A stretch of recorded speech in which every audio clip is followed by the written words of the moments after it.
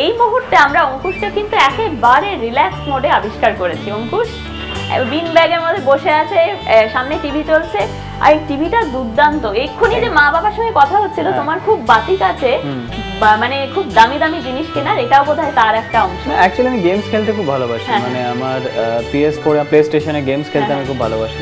Actually big স্ক্রিনে আমার একটা ওই ফ্যাসিনেশন ছিল, গেমস খেলি বলে আর কি। তো তোমার এখন তো ফিল্মের কাজ চলছে, আমি দেখতেই পাচ্ছি স্ক্রিপ্ট পড়ে আছে, তুমি সঙ্গে সঙ্গে সবসময় নিয়ে ঘুরে বেড়াচ্ছ।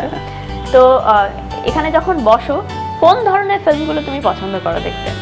সবই দেখি, টিভিতে যেরকম চলে আর কি, যা চলে ওটা নিজের ইচ্ছা মতো তো সব দেখা যায় না, যা টিভিতে দেবে তাই। 70s এর হোক, 80s এর হোক, 90s এর হোক। আগেকার দিনে যদি বলো, আমার চুপচুপকে খুব ভালো লেগেছিল, অমিতাভ ধর্মেন্দ্রের চুপচুপকে। তারপরে তোমার গোলমাল, মানে পুরনো গোলমালের কথা আমি বলছি। আর এখন তো তোমার ওই রিসেন্টলি পিকে খুব পছন্দের ছবি হয়েছে। সিনেমার মতো পুরোটা পাল্টে গেছে। অঙ্কুশ এখন নিজের বিএমডব্লিউ তে চেপে বর্ধমান থেকে কলকাতায় আসছে। এই বিরাট জার্নি, আর বিরাট একটা জার্ক হলো কি করে, আর এই জার্কটা তুমি কিভাবে নিলে? অ্যাকচুয়ালি ওই আর কি, মানে প্রথম ছবিতে তো একটা কি বলবো, একটা টেনশন তো কাজ করে, যেহেতু যে তবে আমার মনে হয় কেল্লাফতের পরে বোধহয় কিছু গ্যাপ ছিল। হ্যাঁ, কেল্লাফতের পরে অনেকটা গ্যাপ ছিল। তার কারণ হচ্ছে যে কেল্লাফতের সময়, কেল্লাফতে যেহেতু খুব একটা সাফল্য পায়নি, হিমাংশুর সাথে তখন সদ্য মোটামুটি সেভাবে না হোক বাট আলাপ হয়েছে আর কি। তো যখন আলাপ হয়েছে তখন সেভাবে কাজ নিয়ে কোনো খুব বেশি কথা হয়নি, এমনি জাস্ট ফর্মাল আলাপ হয়েছে একটা। তো তারপর ওখান থেকে আর কি ওয়ার্কআউট হলো ছবিটা।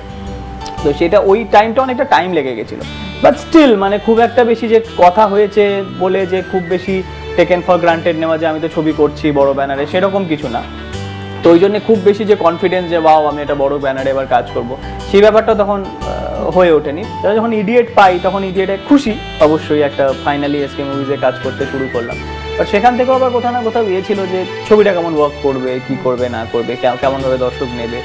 আর যতই হোক, একটা ছবি ফ্লপ করে গেল বা দুটো ছবি ফ্লপ করে গেল, তারপর প্রডিউসাররাই বা কি চোখে দেখবে, মানে একে নিয়ে আর কাজ করব কি করব না, অনেক কিছু মাথায় তখন ঘুরছে। যখন ফার্স্ট কেল্লাফতে রিলিজ করে, তারপরে যে কারোর সাথে যোগাযোগ ছিল না, কেউ আমাকে বলেনি যে না তোকে আমি কোনোদিন ছবি দেবো না, এইটা কোনোদিন হয়নি। তার জন্য ওই ব্যাপারটা কোনোদিনই আমার মধ্যে আসেনি যে না আর হয়তো আমি কাজ করতে পারবো না, এবার যাই অন্যদিকে ঘুরে যাই।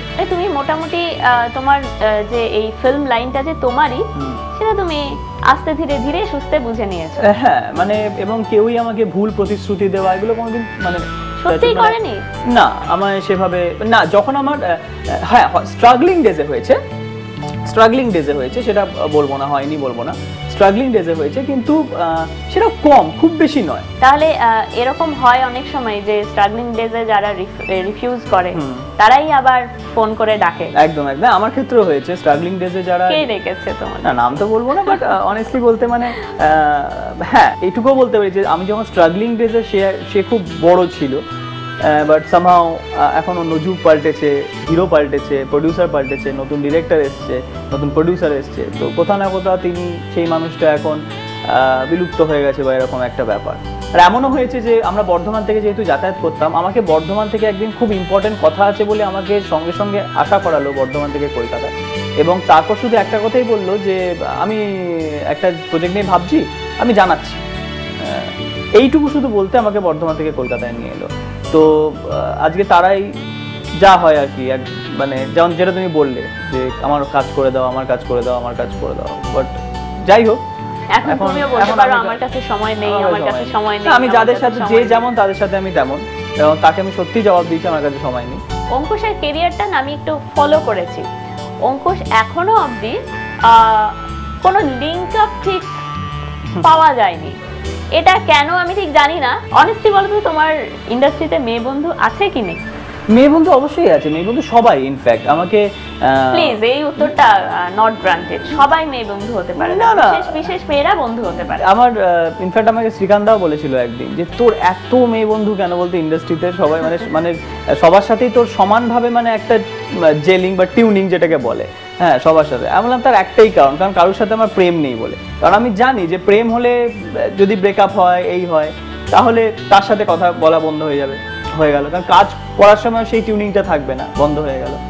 আবার লাইফে আরেকজন এলো, সে জানতে পারলো আচ্ছা ওর সাথে ছিল, তার সাথে আবার একটা দূরত্ব তৈরি হয়ে গেল। বাবা অঙ্কুশ স্ক্রিপ্ট লিখছে। যাক তাহলে জানা গেল যে এখনো অবধি তোমার জীবনে প্রেম নেই। না। আচ্ছা ঠিক আছে, অন দিস নোট আমি এর পরের ধাপে যাব, সেটা হচ্ছে তোমার বোধহয় লাঞ্চের টাইম চলে আসছে। একদম একদম। লাঞ্চ টাইমে যাওয়ার আগে আমি আপনাদের একটা জিনিস দেখাতে চাই। আমি একটা ভীষণ ভারী জিনিস তুলছি, এই দেখুন। ওরে বাবা। ওরে বাবা বললে তুমি এবার তুলে দেখো। হ্যাঁ জানি, এটা খুবই ভারী। ওরে বাবা রে। হ্যাঁ এটা অ্যাকচুয়ালি এই বইটা আমি দর্শকদের দেখাই আগে।